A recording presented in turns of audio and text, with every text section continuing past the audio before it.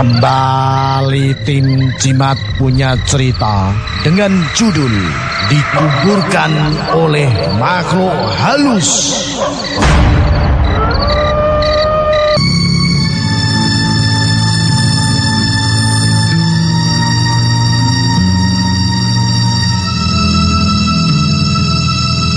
Cerita iki kirimanku Pak Tarno teko kawasan Sekar Jonegoro. Mergo uripku mung dadi petani, urip mung pas-pasan, pemeneh petani ing daerahku tandus ora ana ilen banyu. Liyane dadi petani, aku go ngingu wedhus-wedhus supaya kanggo gantunganing urip ning kabeh mung 5. Sing 4 wedok, sing 1 lanang.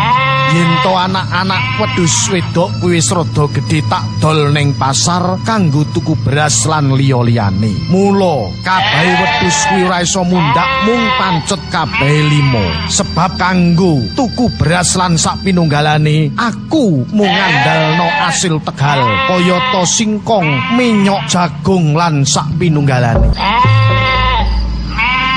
Ing mangsa paceklik gele kedadian wong kelangan wedhus merga dicolong. Merga wedhusku iki sumber penghasilan, mula saben dina wedhus-wedhusku ki tak jaga. Saben bengi aku turu ning ngarepe kandang wedhus. Senajan to ambune pesing banyu uyuh wedhus, sanjata sing tak gawa ora mung sanjata bendho arit ning ya alu sing wis ora tau dienggo karo bojoku. Tumapake ing wayah wengi wanci wulan purnama, ketepaan dina kuwi pas malem Selasa Kliwon. Aku wengi kuwi njaga wedhus-wedhusku. Kira-kira jam 12 wengi, aku sakwuse turu ing lincak ngarep kandang wedhus. Tak turok-turokne mataku ra isit merem. Ndilalah teko kadohan aku krungu swara wong mlaku. Ya tak senggoh wae kuwi tangga-tanggaku sing arep rondo.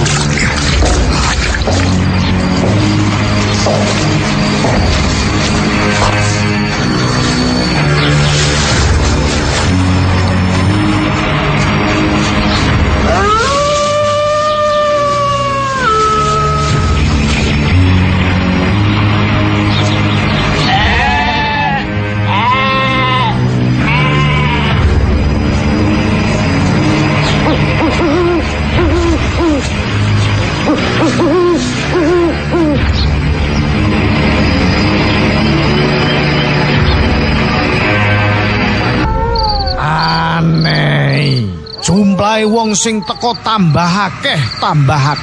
Ana sing nggawa peralatan lengkap kanggo ngubur wong mati. Kayata pendusa, tempayan banyu kanggo kedusi mayit, jebor, kembang, meteran, mori, seka pacul lan sak pinunggalane digawa wong-wong kang akeh banget jumlahe kuwi.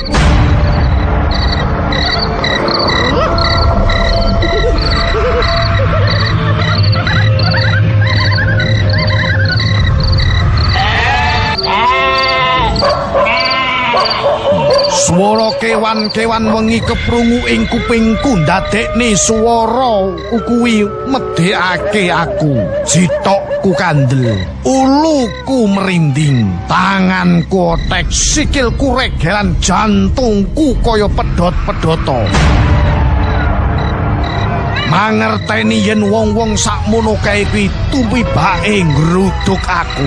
Wong 4 gedhe dhuwur nyekeli aku. Aku ra iso obah, eneng sing ngukur dawane awakku nganggo meteran. Aku bengok sak banter-bantere ning ana sing bungkem lambeku nganggo tangan. Aku jajal obah sak obah-obahe ning ora iso obah.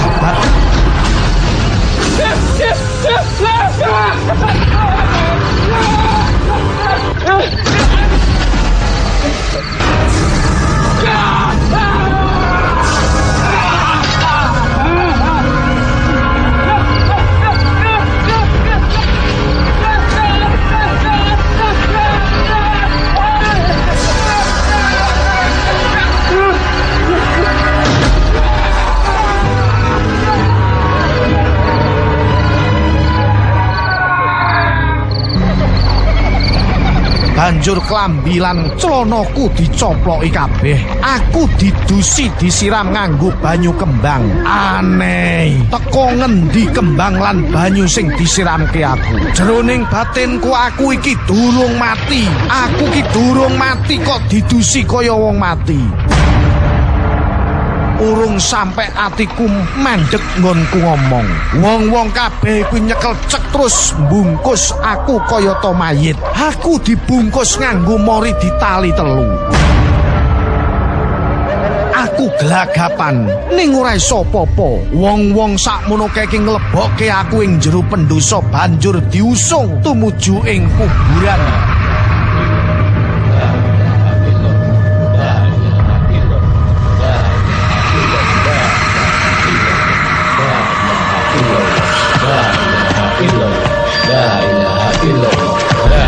Satekane kuburan aku krungu wong-wong sing lagi padha nduduk kuburan. Suaraning ngos-ngosan pisan pindho aku krungu jengkerane wong-wong kuwi ning ora ngerti artine. Tak sawang sakwise kuburan wis bar diduduk, aku ditokno ka pendosa. Aku diangkat banjur dilebokno ing jero kuburan. Aku berontak nanging saurunge aku dilebokno kuburan, ana sinar lampu senter sing madhangi para rombongan pelayat. Ngerti disentri karo petugas rondo. Wong-wong sakmono kae ilang bablas pisan. Aku dhewean kang kebuntel mori kaya pocong ing satengahing kuburan. Wong-wong sing rondo kuwi banjur ndelok ing satengahing kuburan. Weh, sapa bengi-bengi nduduk kuburan? Sapa kowe? Krungu swara bengok kaya ngono ki wong-wong sing nyekel aku sing arep nglebokke ning kuburan. Melayu, aku banjur ucul saka ceklane wong-wong kuwi ceblok ing sak jeroning kuburan. Urung ngantek nggudak Pak Peronda kuwi ora mangerteni ilange wong-wong sing sakmono kae. Banjur luwangane kuburan dipriksa. Ngerti yen to ana ing luwangane kuburan ana pocongan arep mlayu ning aku bengok. Pak, aku dudu pocongan, Pak. Aku Tarno, Pak. Tarno. Krungu suarane Pak Tarno, wong sing rondo kuwi balik meneh. Lah kok iso kowe Pak Tarno? Kowe kok iso ning jero kuburan iki piye iki? Uculana aku sik to, uculana sik aku. Banjur wong loro kuwi nguculi poconganku. Aku banjur nyeritake kedadian apa sing tak alami. Merga aku wektu piuda babar pisan, aku disili sarung karo Pak Perondo kuwi. Mula Pak, nek bengi kuwi sadurunge turu mbok undu dhisik sing ati-ati. Engko dadian kaya ngene iki piye? Mula sok-sok nek jaga wedhus ki sing ati-ati Pak ya. Krungu swara mengkono kuwi, Pak Tarno mung gedeg-gedeg wae. Pak Tarno, apa sampean iki ora ngerti nek panggone kandange sampean iki sisih kulone kan ana wit ringin. Kuwi ngono panggone angker Pak Tarno.